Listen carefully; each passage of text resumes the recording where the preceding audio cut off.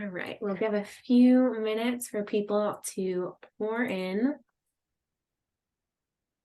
Ooh, look at that, right on time. I love the people that join on time. All right, well, we will go ahead and get started. Good morning. I'd like to welcome you to our webinar today, Disrupting the Myth of a Balanced Life. Today's webinar is sponsored by the Glakuho Contemporary Issue Committee. My name is Greta Dieter. I am the Glakuho Technology Coordinator from Western Illinois University and your technology moderator for today's webinar. Before we begin, there's just a few housekeeping items. I want to maximize your learning for this session. So to ask questions, you will type in the Q&A section. The presenters will answer questions as quickly as possible, but we want to make sure there's enough time to cover all of the amazing materials you're about to hear today. Should you experience any problems, please type in the chat box to me specifically or to the whole, and we will work to assist you. And at the end of this session, the presentation and audio recording will be available on our website, glakuho.org, under the Webinar Archives resource for your future reference. We encourage you to share this resource with your colleagues who are unable to attend today. So I will now pass it over to our Contemporary Issue Committee Chair, Allison, to introduce our speaker today. Thank you, Greta. So my name is Allison Sinodinos, and I have the pleasure of serving as the Contemporary Issues Chair for this year and for next year. And this year, we are super excited to welcome Dr. Patrice Buckner-Jackson, or as we lovingly call her, PBJ, to be our contemporary issues expert. Dr. PBJ has been working in higher education for nearly 25 years. She has a doctoral degree in education administration for Georgia Southern University and is the founder and lead facilitator of EduCare, Training and Consulting LLC, a role that she has held since January of 2022. And once again, we are very excited for this webinar. And to reiterate, like Greta said, utilize the Q&A function, and you can utilize it during the entire webinar. I will pop in and out to answer those or to pose those questions to PBJ throughout the webinar, so you don't have to wait until the end. All right, all yours, Dr. PBJ. Allison, thank you so much. It's been such a joy working with you and preparing for the conference, and I cannot wait to meet all of our friends. So thank you all for being here today. Thank you for giving yourself this time. I look forward to sharing with you today and also in person when we get to the conference. Greta, thanks so much for setting us up and making sure I don't mess this up today, friend. I appreciate you. All right, friends, let's get into this. So the first thing I want to do is offer you these notes. If you will, or if you are a note taker, go ahead and scan that QR code and you have all the notes from what I'm sharing with you today. Friend, you will have the best experience if you allow yourself just to be here. So I wanted to make sure that you have those notes. So go ahead and scan that or take a screenshot so that you can go to that URL at any time. Feel free to share with friends who didn't make it today. You'll have all the notes that you need. So I'll give you just a couple more seconds to grab that, and then we are going to jump into our conversation, disrupting the myth of work-life balance. And I will tell you more about me and my story when I see you in person. But for today, I want to give you something very practical that you can use now. You don't have to wait until the conference. You don't have to wait until we meet in person, but I want to share a process today that has been very impactful for me and my work, and for others that I've shared it with, something that you can use right now. So that's what we're going to do. Here we go. I've got to tell you where I learned this, friends. I don't know if you've ever been in a place where you felt like you were just waiting. Like all the things that you desired were not coming. You were just waiting, maybe just working hard, focused, head down, doing all the things. I was there in 2011. I remember being very frustrated because all of the pieces of life that I longed for the most felt like it was not coming my way. And I was serving well, showing up, saying yes, doing all the things. And I felt very frustrated because I felt like life had forgotten about me and left me out. Well, friends, 2012 came in. And I got to tell you that 2012 was my year. Oh, wait, I'm going to prove it to you. So in 2012, I met, got engaged to, and married my person. Look, we don't play around here, okay? And 12 years later, we are still living the honeymoon, all right? In 2012, I finished my coursework towards my dissertation. In 2012, I received the biggest promotion to date. I became Dean of Students that year. In 2012, I became Mama Patrice because my husband had a daughter from a prior relationship. So I went from single to full family all in 2012 before July. We got married July 28th. All of this happened. All of this happened in the first part of the year. So literally, I don't think I was walking, I was floating on air. I was just floating through life because everything I longed for the most just came to me. Windows open, whoosh, there it is. It's all there. And I was elated until I wasn't. It wasn't long after July 2012 where I found myself wrapped up in a corner in full tears because I recognized everything I desired, everything I longed for, everything I waited for came with responsibility. All of it came with its own weight. And I didn't know how to handle that. So was I to go to Edward and say, hey, I've waited so long and really desired this life, but I've got this great new job and it's very demanding. And if you'll just give me grace, I want to go be a good dean of students and then I'll come back and be a good wife at some point. Or was I to go to my daughter, my new daughter, my baby girl, and say, hey, I'm so honored that you would allow me into your life, but I've got all this stuff going on. I'm in school and I have an important job. So if you'll just give me a little grace, we can work on our relationship later. Or was I go to my vice president and say, hey, look, I got a great new family. I've been desiring them, waiting for them. And if you will just give me a little grace, I know I can be a good dean of students, but I really need to be good with my family right now. What was I going to allow to fall? What can you allow to fall?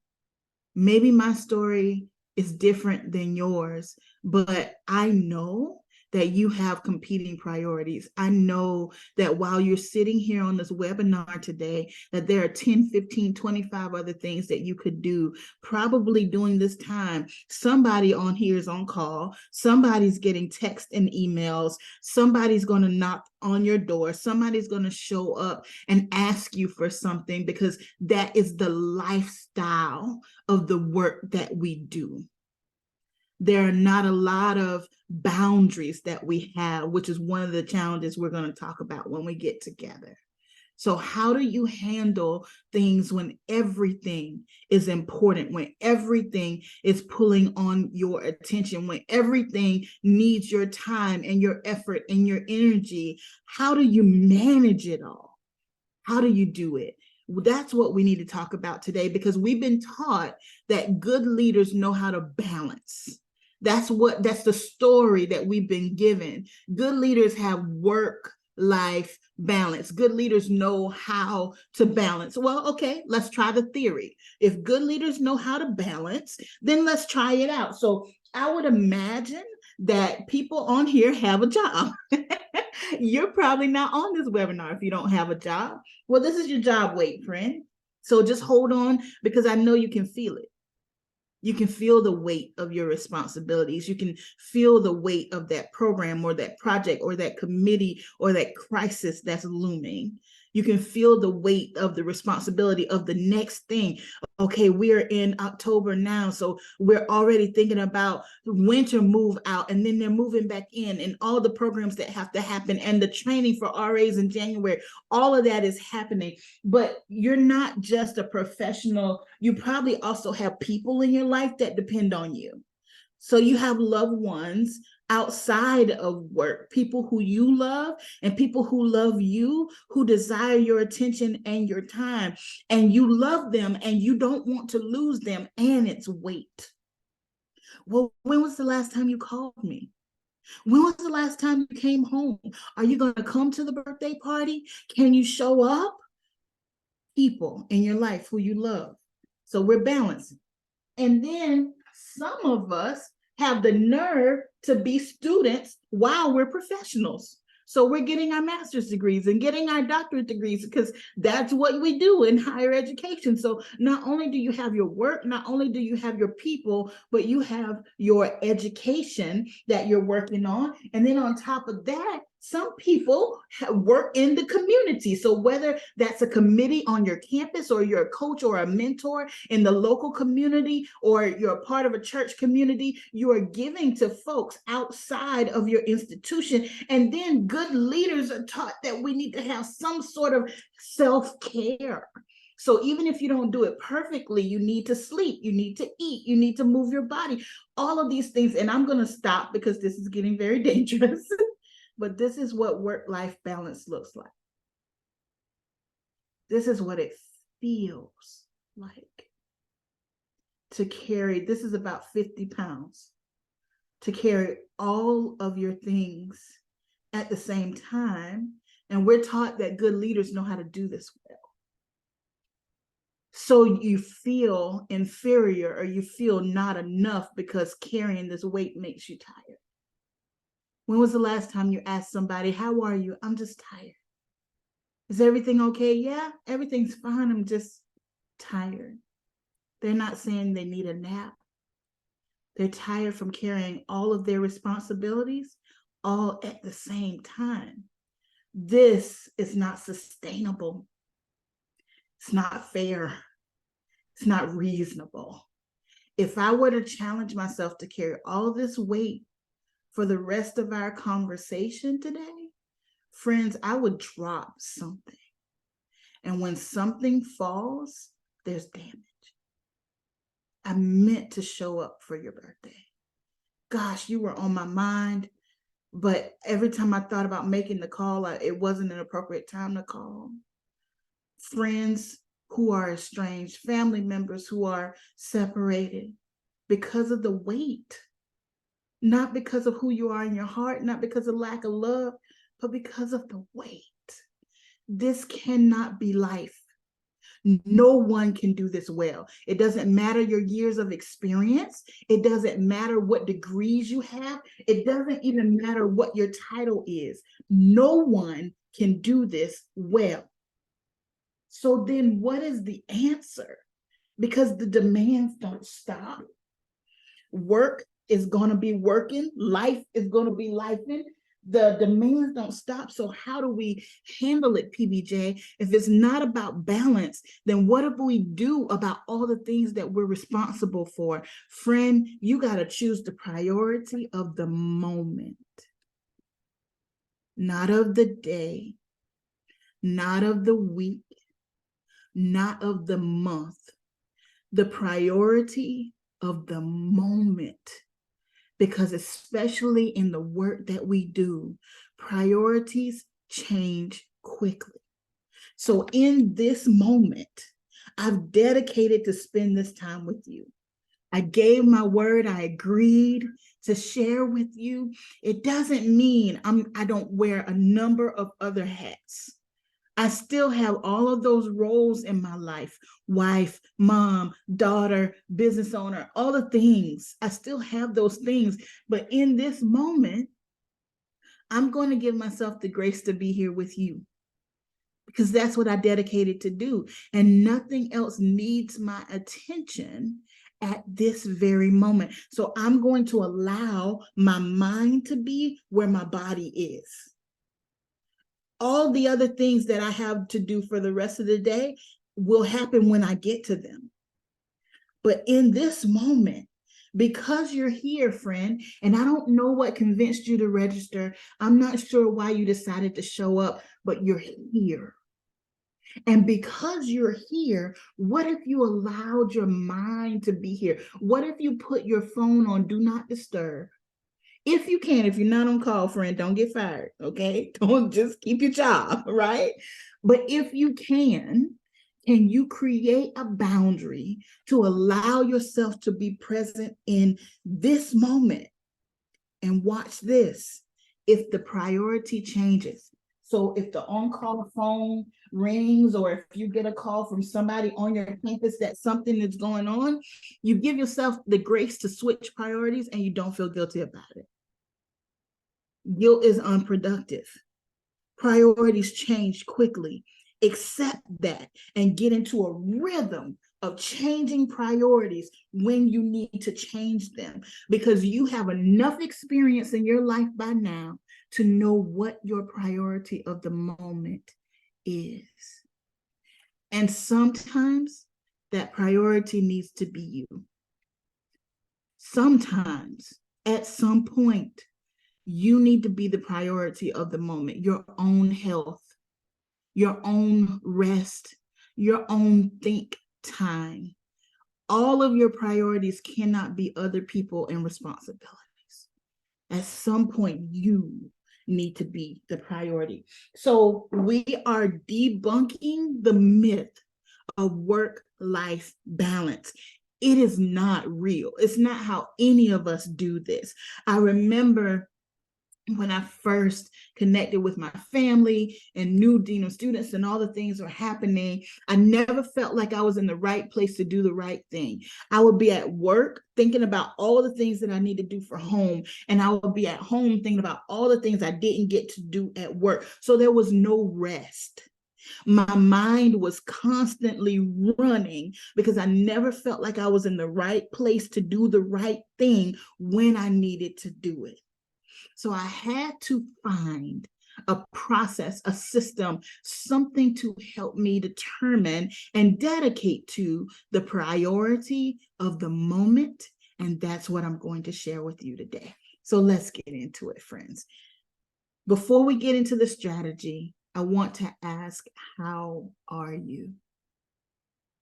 And I know that you're not in a position to respond to me, but this answer is not for me.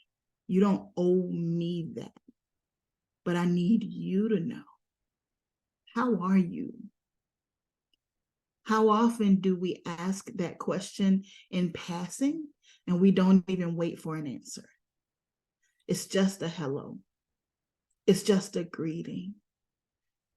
But today, I want you to pause for a minute and consider, how are you? How's your body? Is there any ache or pain or discomfort that you've been pushing aside because you don't have time to deal with it? How's your mind? Any racing thoughts? What keeps you up at night? What wakes you up? What do you think about when you first wake up in the morning? How's your heart? Not just the heart that beats, but the heart that feels. Are there emotions that you've been trying to bury because you just don't have time to address them? What about your most critical relationships?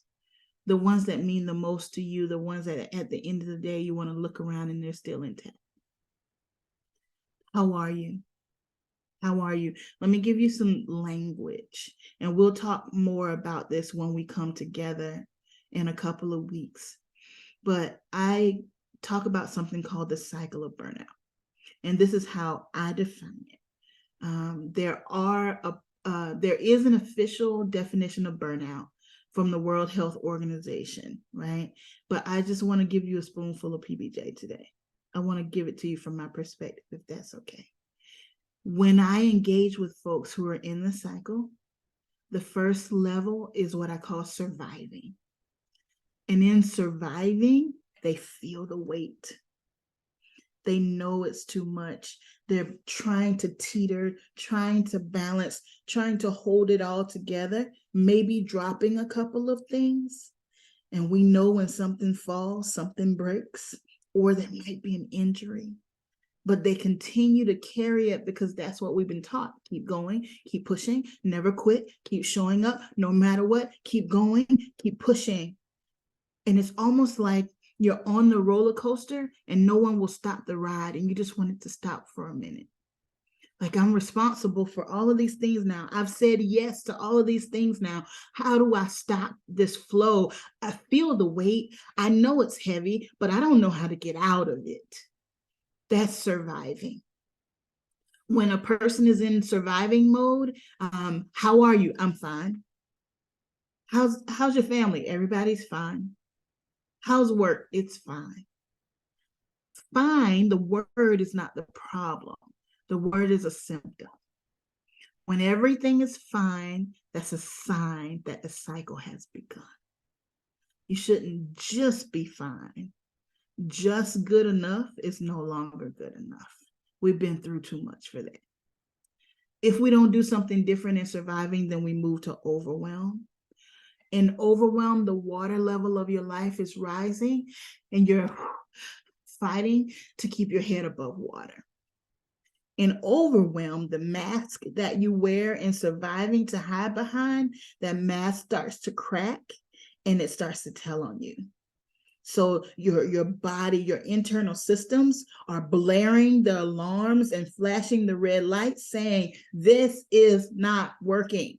You have to do something different. We are not well. Everything in your being is trying to get your attention, and it's really difficult to hide. So folks who know you, who appreciate you for more than what you do, but for who you are, they start to notice that maybe you're not yourself. And when they check on you, you say, I got it. Can I help you? I got it. Can I partner you with somebody on that? I got it. Can we take something off your plate? I got it. The I got it is a stiff arm that says, I do need the support you're offering, but I'm afraid to let you in.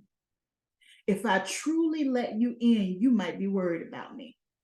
If I truly let you in, you might not think I can handle myself or handle my job or that I'm strong enough.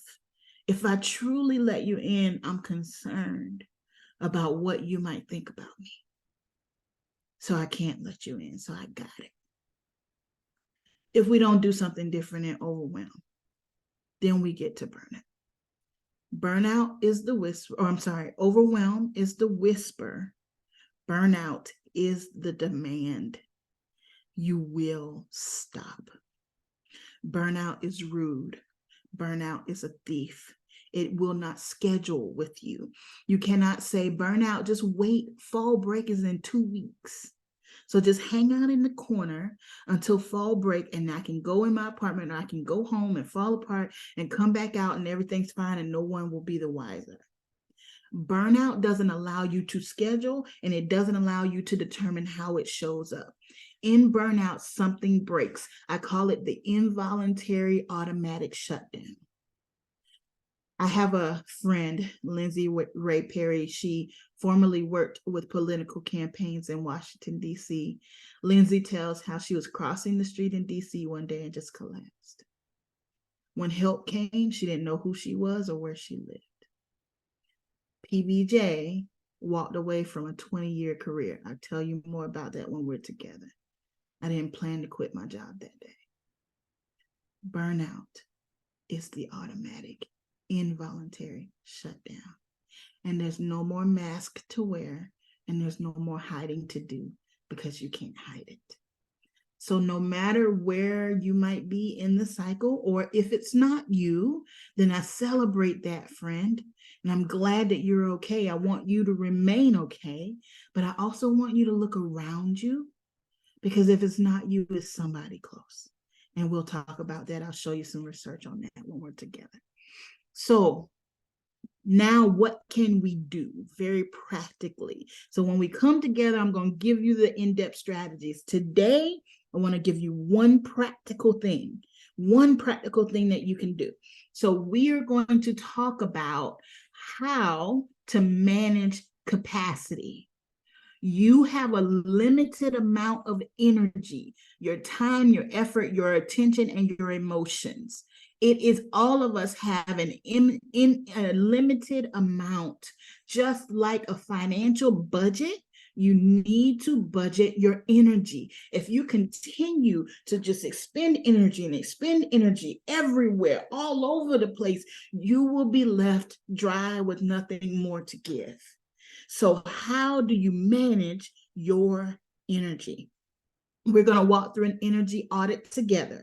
So hopefully you have something to write on and something to write with. I want to give you a moment to grab something. This will just be for you. You don't have to share it with anyone. And also remember that the Q&A box is open. So if you have questions, let me know. Or even if you want to say, holla if you hear me, PBJ, you talking, all right? Say something to your girl so I know what's going on, okay? So make sure you got something to write with and something to write on, preferably with your hand, but a phone or iPad will do as well, just anything so that you can make a list. Ready? Let's get into this audit. So the first thing I want you to do is take a moment to write down the 5 top concerns, decisions, responsibilities, tasks that are taking up real estate in your mind right now. I know there's more than 5, but for the sake of our time together today, I want you to note 5 because I want you to have the exercise of what to do with the things that are on your mind. So take a moment, again, this is just for you, friend. Take a moment to write down the top 5 concerns, decisions, responsibilities, tasks, things that need to be done, whatever's on your mind right now, top 5. I'm going to give you a moment to do that, and then we're going to continue.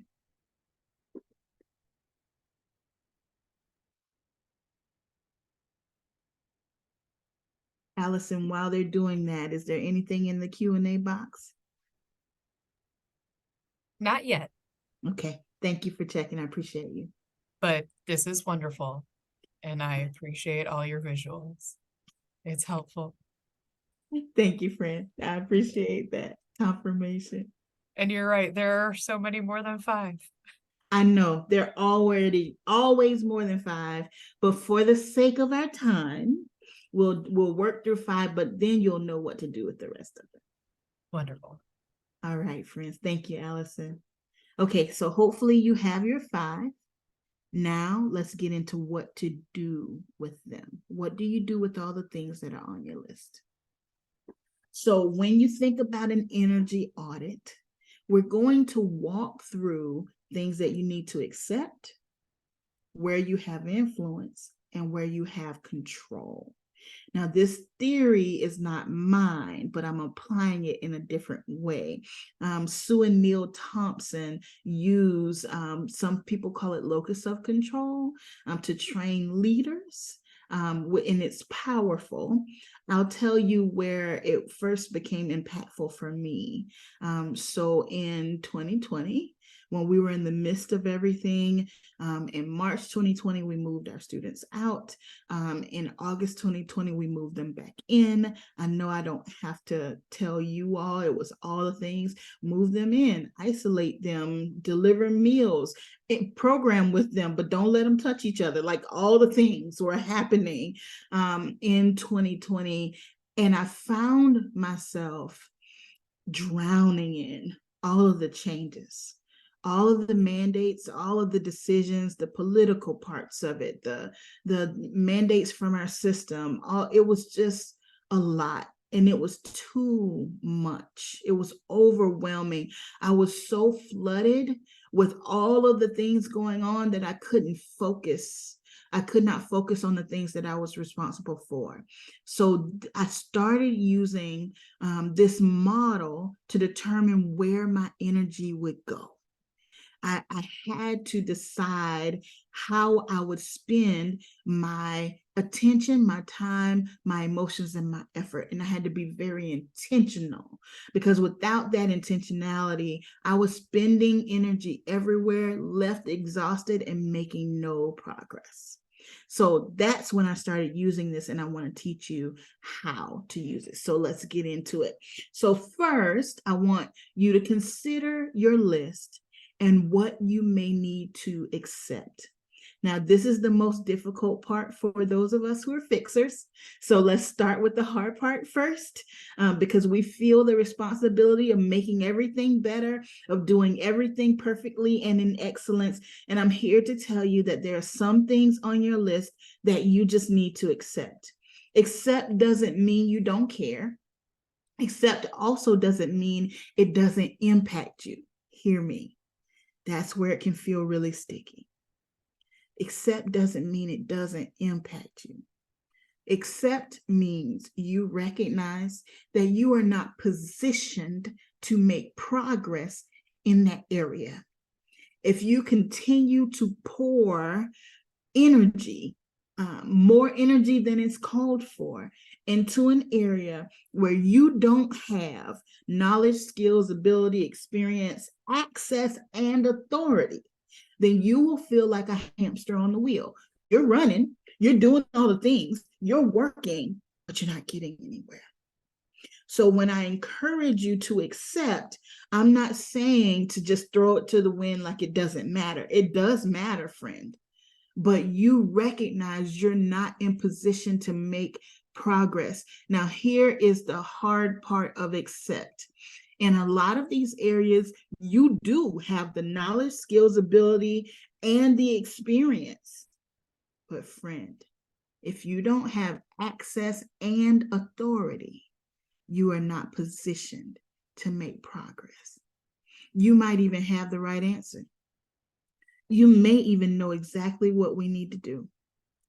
But if you don't have access to make the decision, to speak to the decision maker, to be a part of the committee, then you're not in position to make progress. And those are the areas that you need to decide that you will not give more energy than it deserves right now. Now, let me tell you what I mean. Right now means it could change. At any point, whatever you mark as accept today may change to influence or control tomorrow, and that's okay. But in this present moment, do you have access and authority to make progress in that area? If you don't, you need to mark it as accept. Accept means I recognize that I am not positioned to make change in this area. Now, does it mean you have to do something? Maybe there's an action that you need to take, but it's not as much emotion, attention, effort, and time that you've been giving it. I want you to think about how you've been pouring your energy into areas where you're not positioned to make change. When we were in 2020, I was pouring my energy into areas of what the government was saying and what my system was deciding. And I was not in position to impact any of those decisions. Did it impact me? Yes. It had an impact on me and my family, but me continuing to consume all the news, have conversations about it, spin it around in my head over and over and over, think about it, pour my emotions into it, was harming me and not making any progress in that area. So I had to decide that I wouldn't continue to do that. I wouldn't continue to pour into areas that I need to accept. Areas that you might need to accept. Maybe there's a decision coming down that impacts your area, impacts your department, but you are not positioned right now. That doesn't mean it won't change in the future, but right now you are not positioned to make an impact on that outcome. You may need to mark accept beside that. So I want you to look at your list and acknowledge the places that you need to accept. And again, it can change tomorrow. You can change your mind. It's just for you. But for this moment, I want you to put an A beside everything that you need to accept. In this current space, you're not in position. You don't have access or authority to make it move or make it change. You are deciding that you will not continue to pour an excessive amount of energy in that area. Breathe, friend. Accept can be difficult, but it's necessary. I want you to get your energy back.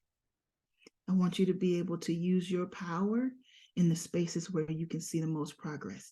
There's nothing more frustrating than pouring your energy into an area that you can't move forward. And it drives us into the cycle of burnout. So what do you need to accept? Ready? Let's keep going. Next, I want you to think about influence. Influence is a little different. So influence means you have access, but not full authority. So maybe you are a member of the committee, or you have the ear of the decision maker, or maybe you are an influence on a person because you are a role model or a loved one or a mentor to them. It's not your decision, but you do have impact, you do have access, you have influence. I want you to think about the spaces where you have influence.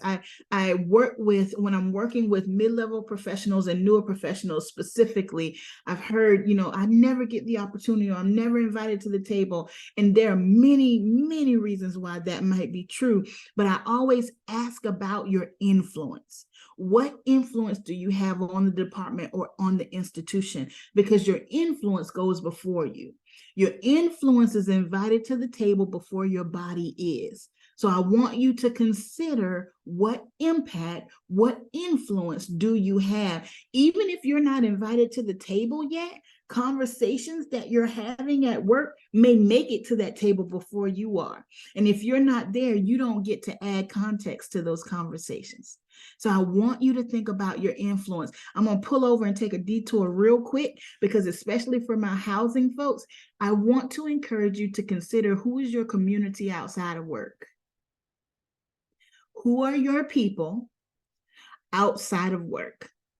When you live where you work, or when you came up professionally living where you work, we connect very well with the people often that we work with. And sometimes we make them our primary friend group, our family group, whatever you decide to call it. But I need you to know that you need people outside of work where you can talk about work and it doesn't make it back to work.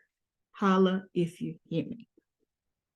You need a space that you can go that is safe for you, that is outside of the groupthink of the people who you are working with every day. I'm not saying don't be friends with your colleagues. I'm saying those should not be your only friends. You need people outside of work. All right, I'm pulling off the side of the road now. That was the detour. Let's get back to influence. So look at your list and identify the places where you have influence. Where do you have a seat at the table, an ear to the decision maker? Maybe it's a collaboration, a committee, a co-chair situation. The final authority is not all yours, but some of it. You have some influence on a positive outcome. That's where you want to mark influence. And later, what you'll want to do is determine how you want to use that influence. Right? So as a personal example, my child is in her early 20s. I don't control her life. Friend, I didn't control her when she was 12. Okay, let's just be honest. Maybe I thought I did, but I didn't control her when she was 12. I have influence in her life. I influence her by the way I love her, by the way I model for her. But her decisions are hers. So I have to honor the influence, but also honor that the authority is not mine. Allison, do we have a question? Not a question per se, but I think something that your detour brought up, which you and I have talked about at length, but we need a session on how to find those people outside of work for housing people who live far away from traditional friends and family. Yeah, absolutely. Thank you for bringing that up. It's important. I've seen it over and over, where in housing, we allow our work to become our entire community and our entire world. And that's so easy to do, not just because we live on campus, but because of the kind of work that we do. And there is this lasting narrative that we continue to share, that this work is a lifestyle. And I'm here to remind you that it is work. It's work. It may be work you love, it may be work you're passionate about, and it's still work. So I would encourage you, where are the places in your community that you connect? I have a very good friend who works in higher education, and she loves dance. She loves salsa and merengue. So she found her dance community outside of work. So even if it's just on Wednesday nights or Wednesdays and Saturday nights, she has her people who do not do higher ed, but she can go and express herself with folks who understand that side of her. There's more than one side of you. You're not just a housing professional.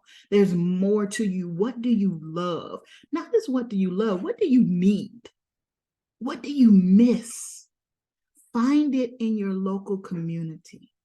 Find your people outside of work. Again, this is not to negate the relationships that we create, because those are truly valuable. And you need a space that you can go to, and you are not your name tag. You're not your label.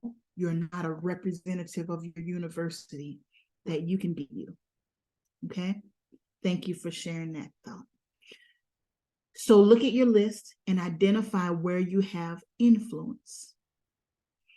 Where do you have influence? And later, think about how you want to use that influence. So if there is a need in your department and you need to share with your director or with your AVP, how do you want to approach that person? What idea do you want to present? Okay, so I want you to think about how you want to use that influence. I want to give you one more example about influence, then we'll move to control. So moving through 2020 into 2021, of course, my folks were exhausted, especially my folks in housing. They were exhausted, and we were in that position where we're student facing. So while other departments are still working remotely or working from home or doing whatever they were doing, we couldn't do that. We weren't allowed to do that, all the things. So I was searching for a way to serve my team, make sure they knew how significant they were, but to also refresh them. And this is for the leaders in the room or soon to be leaders. Ask your people what they need. People will tell you what they need if you ask them. What I find is most leaders hesitate to do that because they're afraid it's something they can't give. I don't have more money. I can't give promotions. People understand when we're transparent and honest, right? Because don't tell me you can't do something and then I see you do it for somebody else. That's different. When we're transparent and honest, our people can take it in. Whatever the truth is, they can handle it.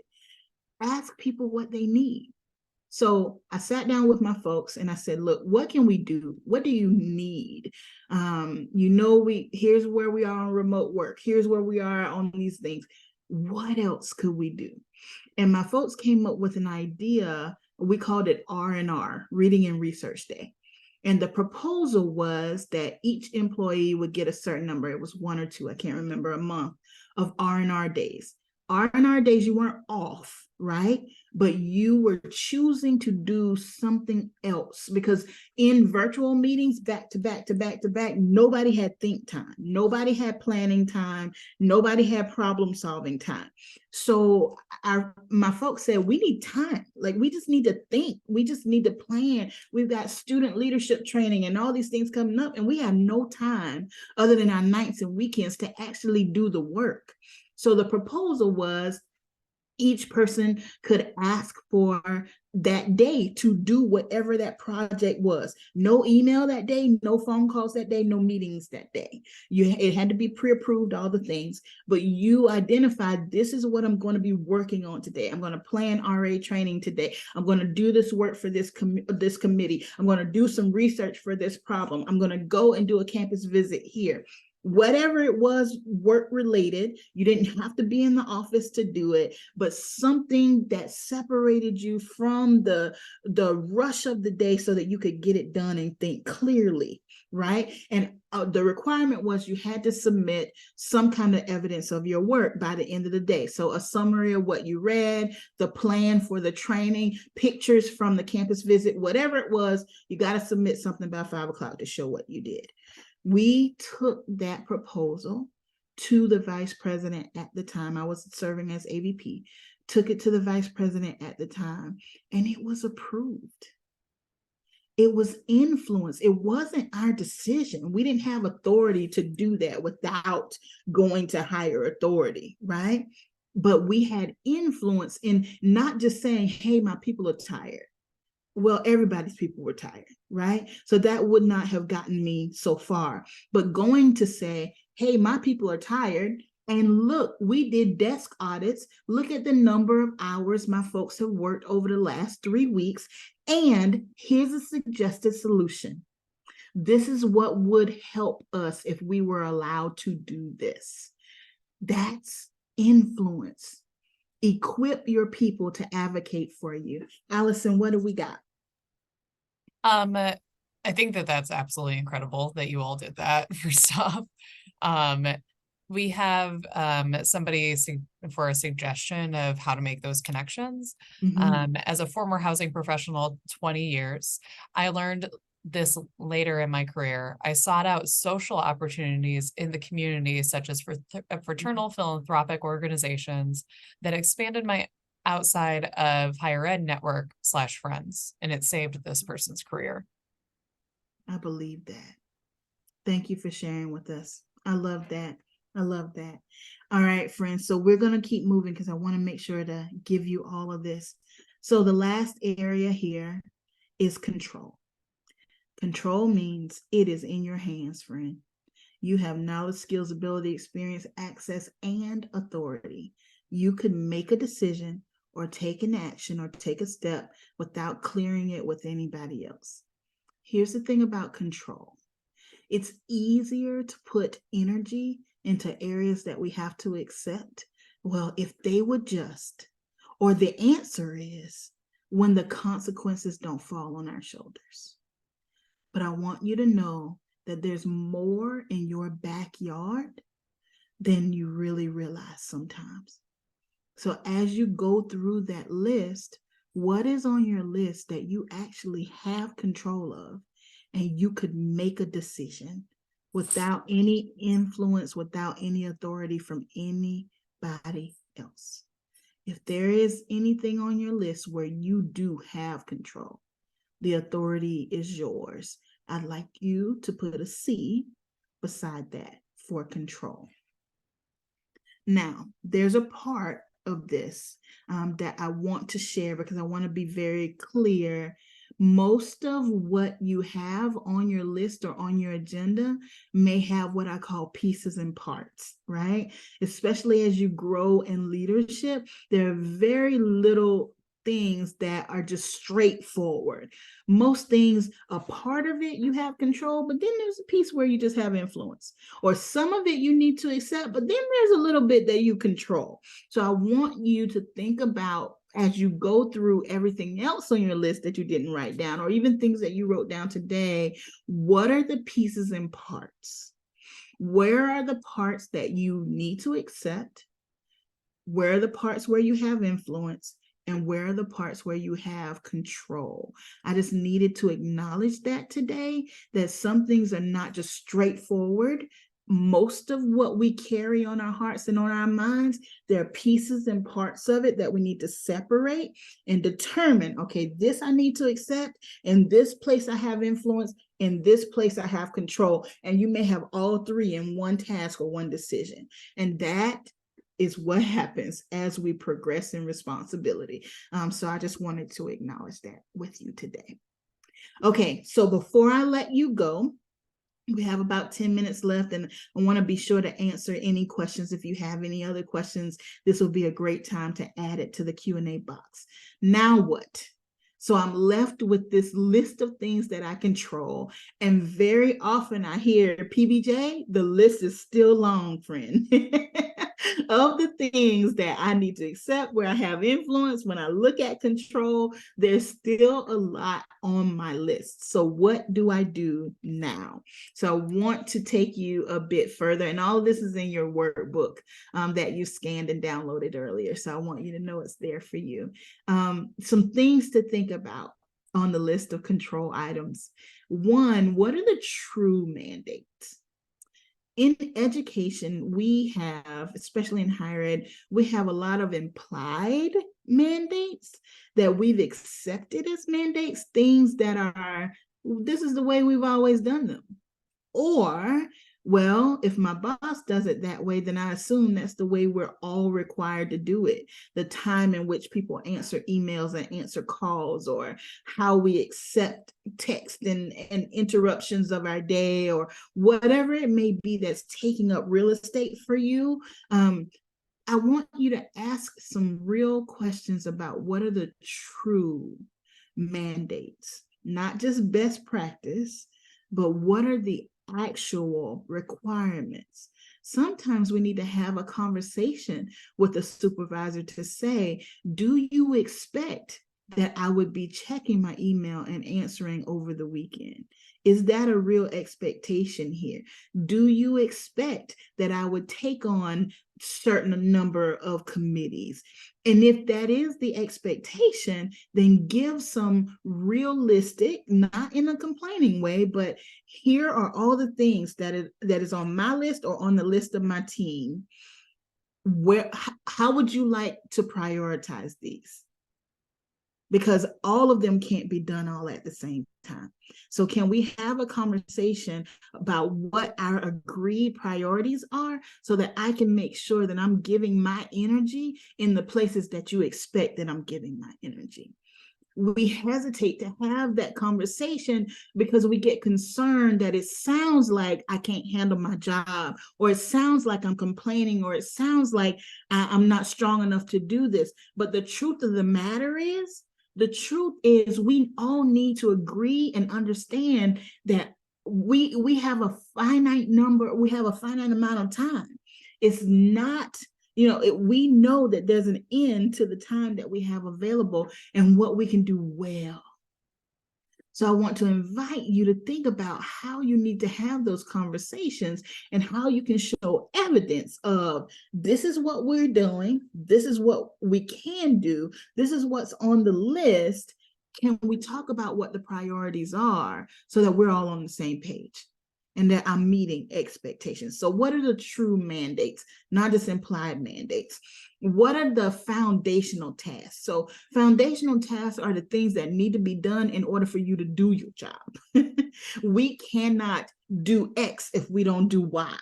So what are the things that have to be done before you can even, sometimes a planning meeting is a foundational task. Otherwise, we're stepping on all over each other's work. We don't know who's going to do what. We have no agreement, no system in place. So sometimes the most productive thing we can do is stop and have a conversation, right? So what are the foundational tasks that need to be done in order for us to get the bigger things done? What will get us further faster? We're going to talk about brilliance when we come together, what connects to your personal brilliance and who you are and what you bring to the team, values and quality standards. So everything that's on that control list, is it in alignment with the values of the institution and of the department, right? Boundaries, we're going to talk about that when we come together. And then I'll close with this, because I see some questions coming through. What can you sacrifice? So of all the things that are left on the list, things that need to be done, what can wait?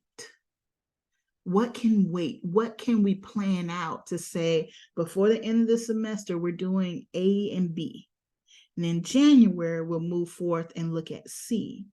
What can you sacrifice in order to do well what's on the list right now? Okay, so just think about these things. Again, it's in your workbook. I'm going to give this feedback QR while we're answering questions. I would love for you to give me some feedback on this webinar today. It'll also help me prepare for you in a couple weeks when we're in person. But Allison, I see a few questions. So can we spend some time doing that? Course. The first one's an easy one to answer. You mentioned the workbook. I think this person might not have been able to scan in the workbook code earlier. So if you could possibly go back to that slide so that they can do that, that'd be wonderful. Absolutely. And then, so I have been appointed to a supplementary position at my institution for student affairs work outside of residence life. And I am the only professional tasked with helping this community of students. But Dr. PBJ, I am burning out trying to do it all. How do I reconcile the need to take care of myself with the guilt and grief about these students not getting the support that they need and deserve? So there are a couple things there. The first thing I want you to think of is there is no way that you can be what you need to be for those students if you're not well and if you're not rested. If this is a community that needs you 24/7, the system is broken. That is not a you problem.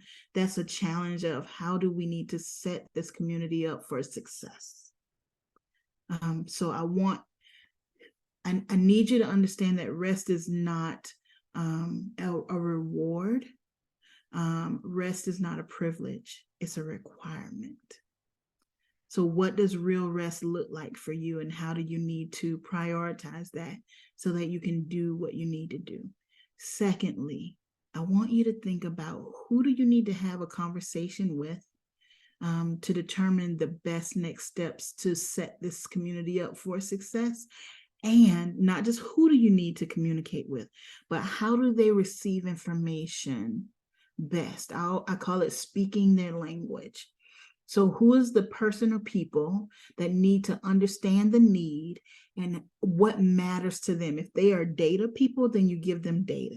Data may be the number of student interactions you're having or how much time you're spending on a certain task. Sometimes our leaders don't understand what it takes to make a certain project successful. And we feel the overwhelm, but we don't feel permission or released to speak about it or to share about it in a powerful way.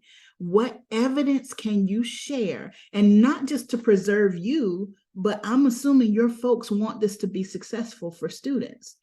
Being the person in that position, you are the expert who can say if we're headed in a successful direction or not.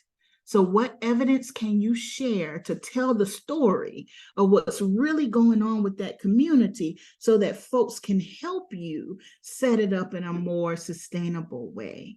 It sounds like there needs to be some adjustments in that arrangement. I hope that helps. And our last one that we've got thus far is from our president, Jeremy Alexander.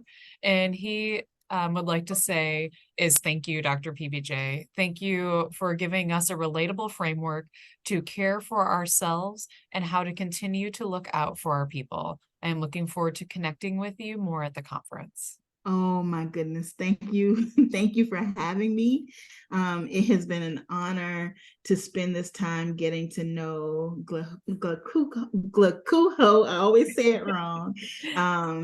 Allison, thank you. And I'm grateful. I'm grateful to spend this time with you all and to see you in person and to hold space with you. There's more to talk about, friends. There's more to share, and it's my honor to share it with you in a couple weeks. So for anyone who did not get the workbook, here's the QR code again. And if that scanning doesn't work, just take a screenshot and you can go to that URL at any time to grab it, and you can share it. Just share it with your people. It goes directly to the PDF. Feel free to share it because I'm sure you know somebody who can use it.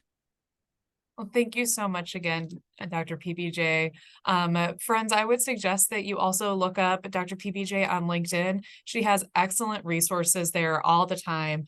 I'm on your email list, so I'm getting those emails that are sending me some good things. So I would suggest doing that. It'll get you in the right mindset for the conference and for our contemporary issue, especially. So I definitely would suggest checking Dr. PBJ's LinkedIn out. But once again, on behalf of the Contemporary Issues Committee and Glakuho, we really thank you for being here with us today. We're very excited to see you in a couple of weeks in Fort Wayne. Greta, I will turn it back over to you. Perfect. Well, thank you everyone so much for attending. Again, if you missed it earlier, a recording will be posted on the website. Thank you for attending and have a lovely rest of your day.